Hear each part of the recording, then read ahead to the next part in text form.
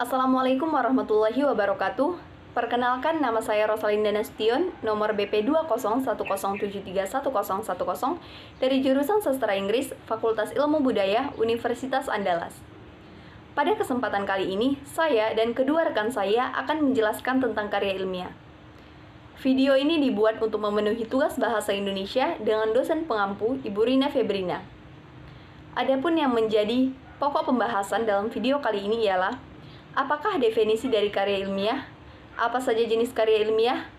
Apakah ada perbedaan dan persamaan di antara jenis yang satu dan yang lainnya?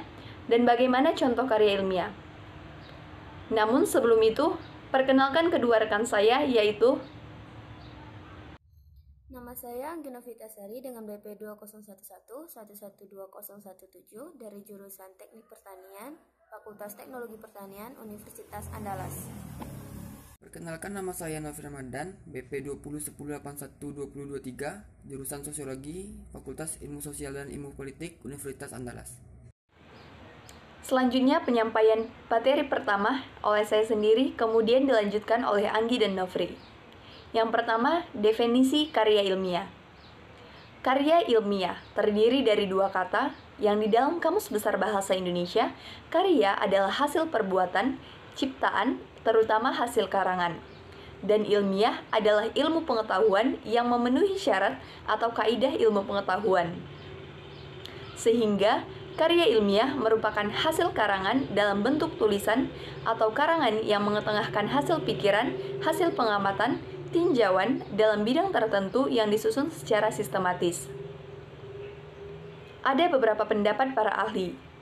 Namun di sini kelompok kami hanya mengambil pendapat dari Broto Wijoyo. Menurut beliau, karya ilmiah merupakan karangan ilmu pengetahuan yang menampilkan fakta dan dibuat dengan metodologi penulisan yang baik dan benar. Selanjutnya, ciri-ciri karya ilmiah. Ada beberapa ciri-ciri karya ilmiah seperti 1. Reproduktif, di mana karya ilmiah ditulis oleh peneliti atau penulis dan pembaca harus bisa langsung memahami konteksnya. Yang kedua, tidak ambigu. Karya ilmiah harus memberikan pemahaman secara detail dan tidak dikemas dengan bahasa yang membingungkan. Yang ketiga, tidak emotif. Karya ilmiah ditulis tidak melibatkan aspek perasaan dari penulisnya. Yang keempat, menggunakan bahasa baku, di mana hal ini untuk memudahkan pembaca dan penggunaan bahasa baku itu meliputi setiap aspek penulisannya. Yang kelima, menggunakan kaidah keilmuan. Tentu hal ini bertujuan untuk menunjukkan bahwa peneliti atau penulisnya memiliki kapabilitas pada bidang kajian yang dibahas dalam karya ilmiah. Selanjutnya, bersifat dekoratif. Artinya, penulis karya ilmiah harus menggunakan istilah atau kata yang memiliki satu makna. Kemudian yang ketujuh, terdapat kohesi, di mana karya ilmiah memiliki kesinambungan antar bagian dan babnya, dan bersifat tidak bertele-tele atau tepat sasaran. Yang kedelapan, bersifat objektif. Karya ilmiah harus menunjukkan fakta-fakta dan data-data hasil analisisnya. Jadi, tidak memiliki kecondongan subjektivitas. Dan yang terakhir, menggunakan kalimat efektif. Tujuan penggunaan kalimat efektif dalam karya ilmiah agar pembaca tidak dipusingkan dengan penggunaan kalimat yang berputar-putar. Selanjutnya, sistematika penulisan. Karya ilmiah adalah karya tulis yang dibuat guna memecahkan suatu permasalahan dengan landasan teori dan metode-metode ilmiah yang teruji. Penulisan karya ilmiah harus dilakukan secara runtut dan sistematis. Adapun sistematikanya ialah yang pertama, abstrak. Abstrak adalah bentuk sinopsis dari karya ilmiah. Di dalamnya mencakup ulasan singkat, garis besar, dan poin-poin penting. Kemudian ada pendahuluan yang berisikan gambaran umum dari observasi awal dan fenomena yang dibahas sesuai dengan topik. Pendahuluan berisikan latar belakang, rumusan masalah, tujuan, dan manfaat dari penelitian. Selanjutnya ada tujuan. Tujuan karya ilmiah harus dituliskan secara jelas dan sesuai dengan pemilihan judul karya ilmiah. Kemudian metode penelitian. Bagian ini bergantung pada kegiatan dan metodologi apa yang digunakan oleh penulis. Secara umum, Bagian ini berisi tentang bagaimana kegiatan observasi di dalam penulisan dilakukan, misalnya waktu, lama, dan tempat dilakukannya observasi. Selanjutnya ada hasil dan pembahasan. Bagian ini biasanya menjelaskan apa yang diperoleh dari hasil observasi. Data dapat diringkas dalam bentuk tabel dan gambar. Bagian ini juga berisi uraian dari hasil analisis yang berkaitan dengan temuan-temuan dari observasi yang telah dilakukan serta dikemukakan di sini. Kemudian ada kesimpulan, di mana kesimpulan ialah bagian akhir dari penulisan karya ilmiah. Secara umum, kesimpulan menunjukkan jawaban atas tujuan yang telah dikemukakan dalam penulisan di pendahuluan. Selanjutnya, jenis-jenis karya ilmiah. Yang pertama ada karya tulis ilmiah. Karya tulis ilmiah atau yang sering disingkat menjadi KTI merupakan hasil dari litbang atau tinjauan, ulasan, kajian, dan pemikiran yang sistematis. Kemudian dituangkan oleh perseorangan atau kelompok sesuai dengan kaidah yang berlaku. Contohnya adalah skripsi. Skripsi merupakan karangan ilmiah yang wajib ditulis oleh mahasiswa sebagai bagian dari persyaratan akhir pendidikan akademisnya. Yang kedua ada tesis, yaitu karangan ilmiah yang ditulis untuk mendapatkan gelar kesarjanaan pada suatu universitas. Selanjutnya ada disertasi, yang merupakan karangan ilmiah yang ditulis untuk memperoleh gelar doktor. Kemudian makalah, yaitu karya tulis pelajar atau mahasiswa sebagai laporan hasil pelaksanaan tugas sekolah atau perguruan tinggi. Kemudian ada proposal penelitian. Proposal penelitian merupakan karya ilmiah yang dibuat sebelum menyusun skripsi, tesis, atau disertasi. Selanjutnya ada karya tulis non-ilmiah, yaitu karya tulis ilmu pengetahuan yang menyajikan fakta pribadi dan ditulis menurut metodologi penulisan yang baik dan benar.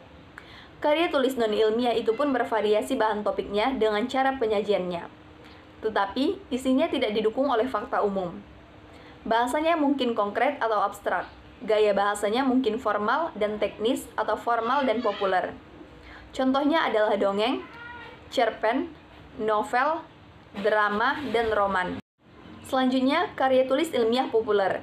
Karya ilmiah populer adalah karya ilmiah yang disajikan ke hadapan massa secara populer pada media-media massa cetak. Contohnya artikel. Artikel merupakan karya tulis lengkap, misalnya laporan berita atau esai dalam majalah, surat kabar, dan sebagainya. Yang kedua ada resensi. Pendapat atau pertimbangan redaksi tentang hasil kesenian, kesusastraan, dan sebagainya. Selanjutnya ada resume yang merupakan ringkasan dari suatu karya tulis, dan ada sinopsis merupakan ringkasan cerita yang berisi cuplikan seluruh adegan sehingga membentuk tema cerita. Contoh karya tulis ilmiah. Di sini kami mengambil contoh karya tulis ilmiah dari internet yang berjudul Dampak Negatif Penggunaan Internet bagi Anak. Di sini dapat kita lihat bab 1 pendahuluan berisikan latar belakang masalah, rumusan masalah, dan tujuan penelitian.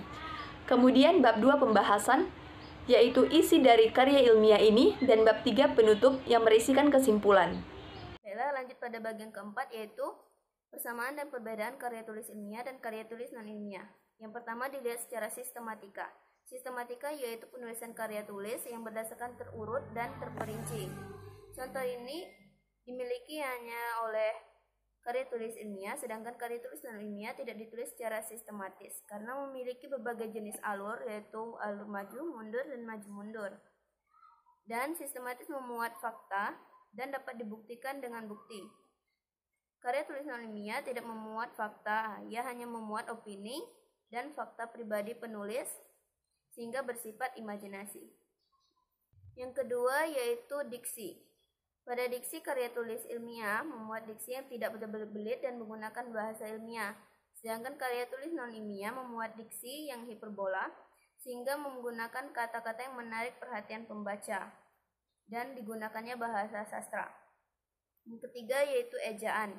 Pada ejaan ada beberapa jenis karya ilmiah yang memuat ejaan yang baku, seperti novel. Sedangkan karya tulis ilmiah menggunakan ejaan yang sesuai dengan EYD. Perbedaan keduanya yaitu karya tulis non-ilmiah tidak menggunakan ejaan sebanyak karya tulis ilmiah. Baiklah, untuk penjelasan selanjutnya akan dijelaskan oleh rekan saya.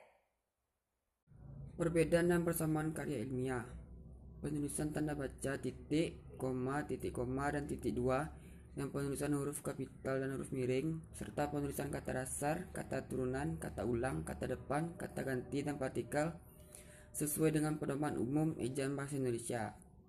Kata hubung menggunakan kata hubung yang fungsinya sesuai dengan pedoman umum ejaan bahasa Indonesia.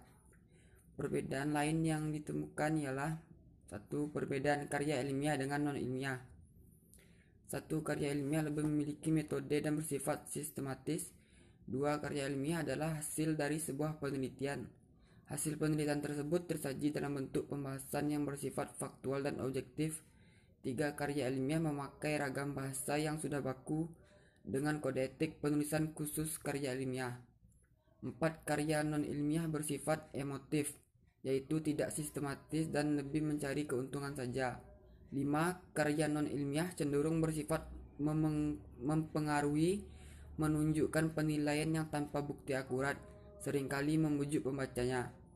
6. Karya non-ilmiah lebih terlihat hiperbola dalam pemilihan kata karena merupakan pendapat pribadi. Perbedaan karya ilmiah dengan semi-ilmiah. Perbedaan dalam jenis karangan ilmiah dan semi-ilmiah adalah terletak pada bahasanya. Dalam karangan semi-ilmiah lebih bersifat bebas, seringkali menggunakan kata yang bermakna konotasi. Selain itu, bahasa dalam karangan semi-ilmiah cenderung lebih mudah dipahami oleh pembaca yang awam sekalipun. Terkadang menggunakan kalimat yang kurang efektif seperti kalimat dalam sastra. Baiklah, sekian presentasi dari kami. Terima kasih telah menyaksikan. Apabila ada kata-kata yang salah, kami meminta maaf. Wassalamualaikum warahmatullahi wabarakatuh.